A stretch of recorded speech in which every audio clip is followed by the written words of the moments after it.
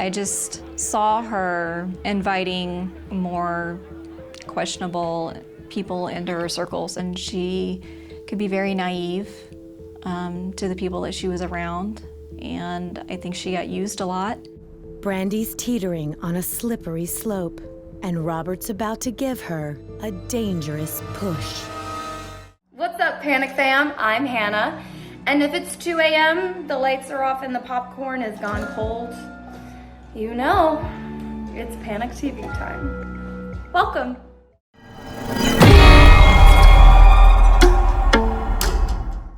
If you survived this, and this, congratulations, all right? Congratulations, but your luck runs out here.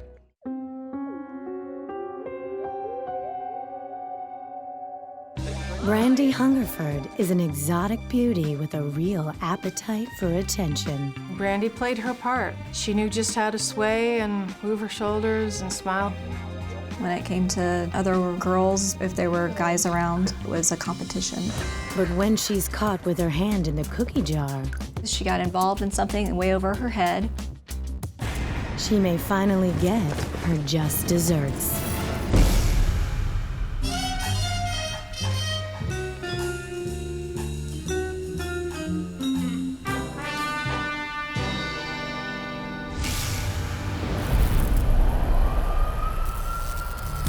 On the morning of August 9th, 2002, a maid at a popular chain hotel in Tempe, Arizona, opens a guest's room and finds a gruesome scene. Millionaire philanthropist Rick Chance lies dead on the floor with a bullet hole in his chest. Police respond immediately. He appeared to have been caught by surprise because there was no sign of a struggle to his clothing or to the hotel room. But police have no clue who would want Rick dead. Surveillance footage from the previous night reveals that Rick Chance was not alone when he checked in. Just who is his striking Asian companion? Hoping to learn her identity, police quickly make the video public. Within moments, they got 100 tips, all identifying the woman as Brandi Hungerford. But one tip in particular leaves investigators wondering why Brandi was with the rich businessman that night. And more importantly, where is she now? Brandi's story begins in 1975 in South Korea, when she is adopted as an infant by the Hungerford family in Grand Rapids, Michigan. They wanted children of their own. They weren't able to for a really long time, so they adopted. And Brandi and her brother were the two that they adopted. Brandi and Anthony thrive in the happy Midwestern home. Her father was in a machine shop. They were good, salt-of-the-earth, blue-collar people. Brandi does her parents proud by earning straight A's and competing in karate.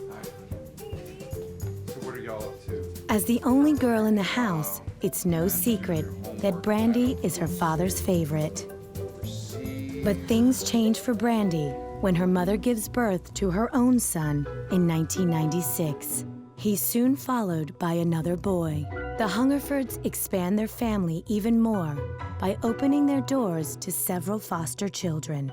They wanted to be able to take care of kids that were, I guess, struggling with their families. Now Brandi finds herself competing with 7 other kids. There's this inherent sense of competitiveness. How am I going to become the best child out of this 8-child clan? And she was really trying to get to the top so that she could be her father's favorite. But Brandi's busy dad can't always be around for her. I think she picked up a lesson that her father's love is a little conditional. It's not gonna always be there. And so I think she was also trying to do everything she could to get it back. Brandi also struggles with having to be the older, wiser sister. Brandi is always juggling 2 major conflicts. You know, the first conflict is I have to be this responsible older child in my family. And the other side is, but I never got my childhood and I want to just do whatever I want to do. The pressure at home only gets worse. Teenaged Brandi butts heads with her overwhelmed mother. It was very up and down. They would be close, and then they would be at odds. Brandi's mom needs her headstrong daughter to help out more at home. Brandi would sit there and just roll her eyes, and there's just too many kids, and she spent a lot of time out of the home because of that. And most of that time, she spends looking for male attention. Boy-crazy Brandi will do anything to get noticed. She loved the attention, and if someone expressed it or wanted anything, involved with her, she would give it. And soon, that includes taking what isn't hers. When it came to other girls being in the same environment, if there were guys around, it was not necessarily an embracing of a friendship, it was a competition. And I think not having that maternal love was really difficult for her in terms of having a good model for herself on how she should treat other men and how she should treat other women.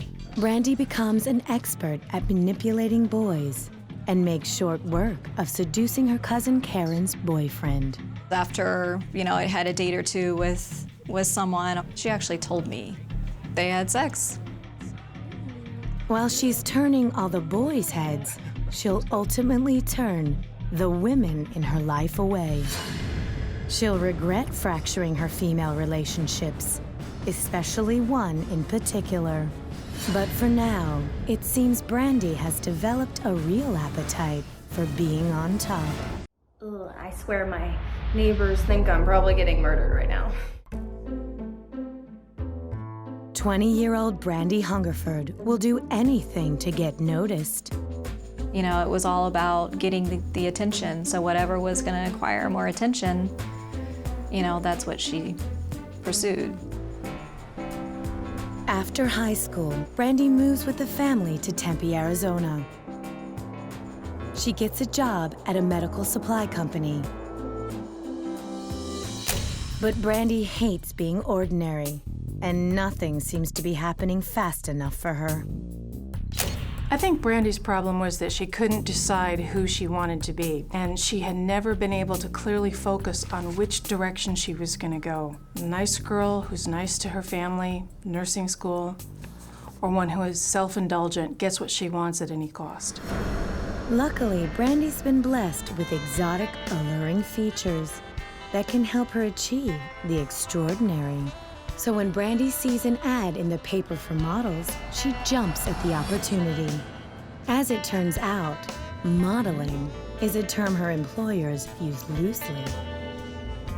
But after all, being naughty is much more fun than being nice.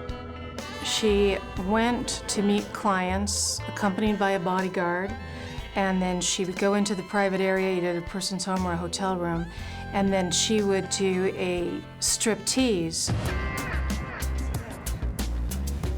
While Brandi never sleeps with her clients, it's still a shock to those who know.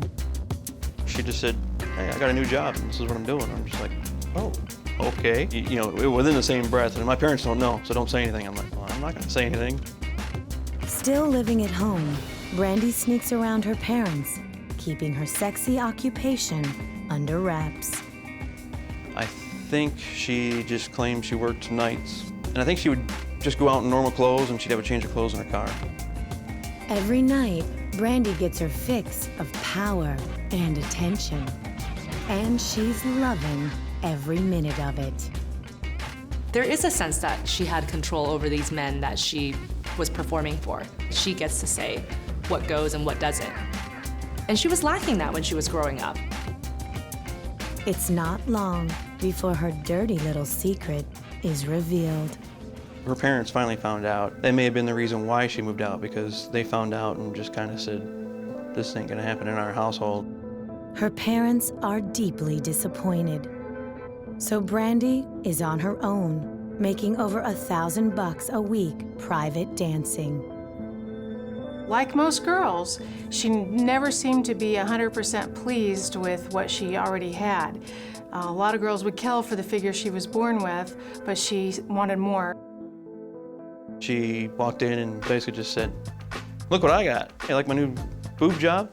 It's like, "It looks good, you know, it suits you." And she goes, "You want to feel it?" I'm like, "That's okay." With her new and improved body, Brandi takes her private dancing public.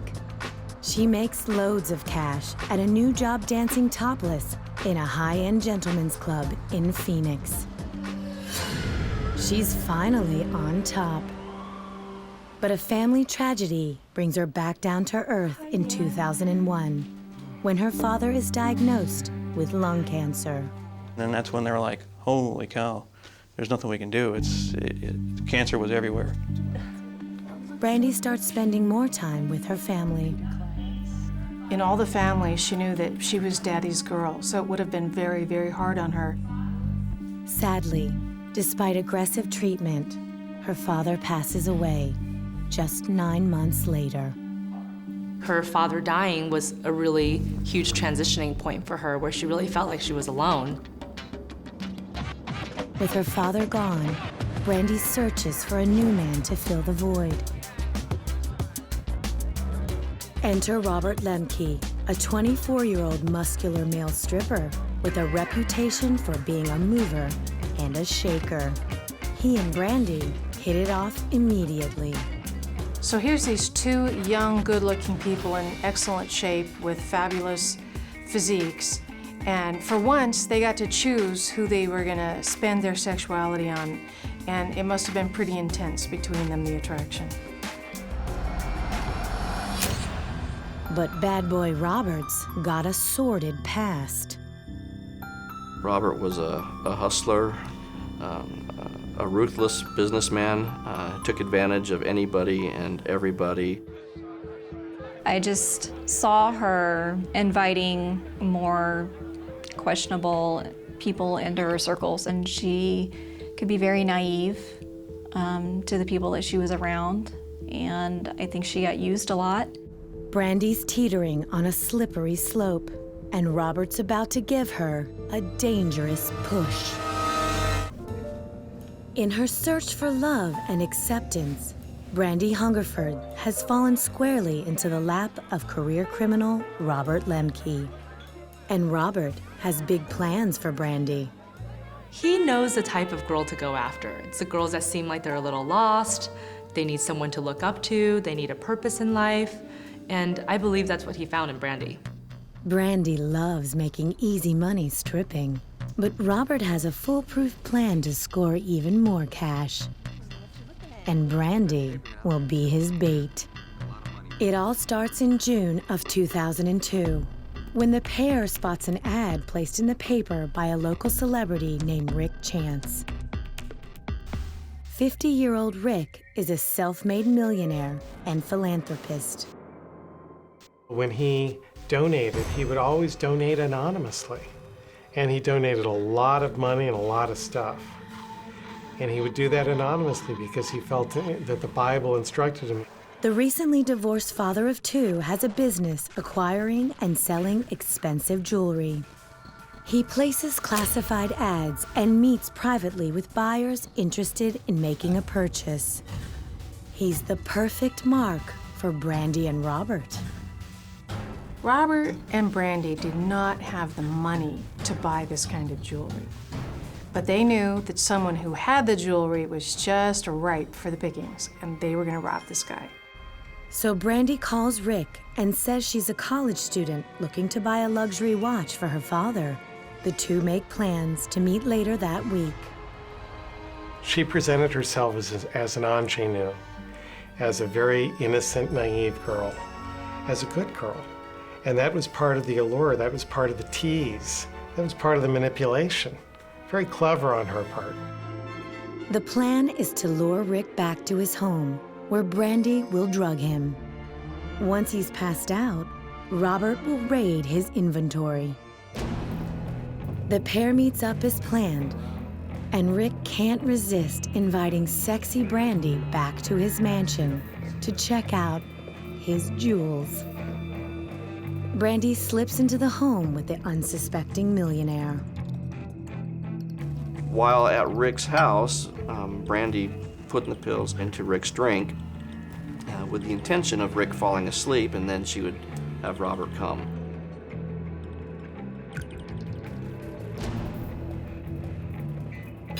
Well, Rick got tired, but he never fell asleep.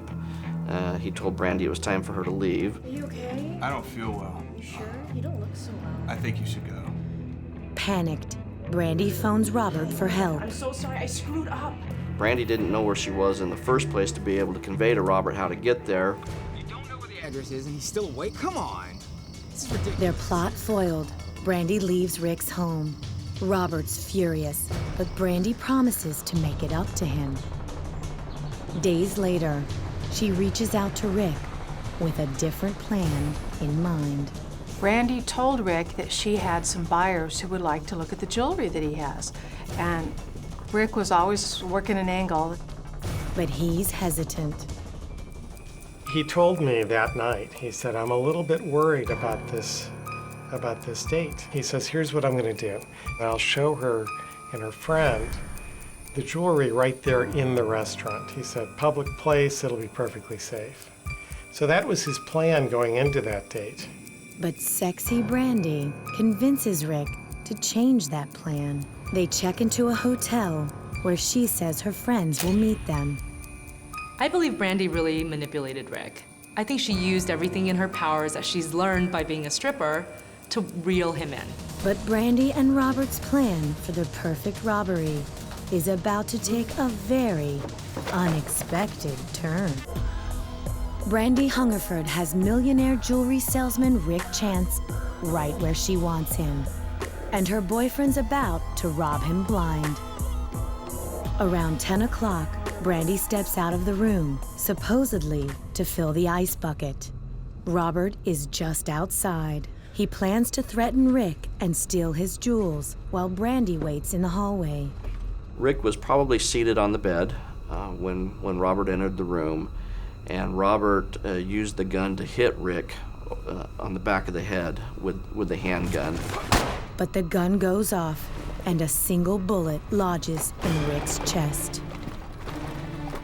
Brandi heard a loud pop that she wasn't 100% sure what it was, but it was enough to make her want to run. Brandi left the hotel, went to the car, and was waiting for Robert in the car. A minute or two later, Robert shows up, and he has Rick's bag with the jewelry with them. What happened? Everything's all right. Brandi and Robert leave Rick Chance behind and speed off into the night. When Rick's friends and family realize he's missing, they fear the worst. The fact that he was meeting these people the night before weighed very heavily on everyone's mind. He's not answering his phone. Rick's body is discovered the next morning by the hotel maid. There was a do not disturb sign on the motel room door. At some point, the maid pushed the sign aside. The maid saw something in there she wasn't willing to clean up, and she backed out. Rick Chance's murder hits the news. And within hours, police get a flood of tips from viewers. But the most compelling comes from a surprising source, Brandi's own mother. Brandi's mother worked in law enforcement, so she, I believe she, besides just being a good person, I think she felt an obligation that she needed to come forward and provide us with the identity of her daughter. She was upset that her daughter was involved in this. We had no clue. You know, they put it as, you know, she's missing. Do you know where she's at? Well, we didn't know where she was at. We hadn't been in contact with her for a year. Police connect the dots as they learn more about Brandi's boyfriend from Mrs. Hungerford. Robert had a bit of a violent and criminal past, so everything was all starting to point towards Robert is involved in this, and so is Brandi, and now they've disappeared. Nobody knows where they are. Investigators race against the clock to find Brandi before it's too late. We knew that Robert kind of had a propensity for violence, and in fact, we had a concern during the investigation that for Brandi's safety if Robert would kill Brandi and to silence any other witnesses to this crime. 5 days later, after a national manhunt, Robert Lemke is arrested in his hometown of Tacoma, Washington. He is charged with first-degree murder. Police find Brandi alive and well the next day at Robert's mother's house. She claims that he never told her that he shot and killed Rick Chance. If she thought the noise, the pop, was such an innocent noise, a car backfiring or something, why did she run? Brandi soon caves and reveals the details of their plan to rob Rick Chance. If you could slap one character for their dumb decisions, who would it be? Huh? Go on. Vent in the comments. I can't wait to read. In 2005, Robert Lemke pleads guilty to the murder charge. He'll spend the rest of his life behind bars. Brandi Hungerford pleads guilty to robbery and is sentenced to 14 years in prison. In this case, the one witness who could really tell the story is dead. Brandi's testimony ended up being true. And so in that case, the plea bargain process worked. It brought about justice. So I don't have any qualms about it. We got justice. Be honest. Did you watch the last scene through your fingers? Comment yes or no. I don't believe there was ever any intention to kill Rick. It just doesn't make any sense. They were already using anonymous cell phones and bogus names, and Rick didn't know Brandi other than as Kim, who met him through a newspaper ad, so it just made no sense to kill him. In court, Brandi says she wishes she could take it all back. She was very remorseful and apologetic over what had happened. No doubt she took responsibility, and she took it to heart. Brandi is scheduled to be released in the year 2018, having spent most of her adult life behind bars. She finally got the attention she so desperately craved, but for all the wrong reasons.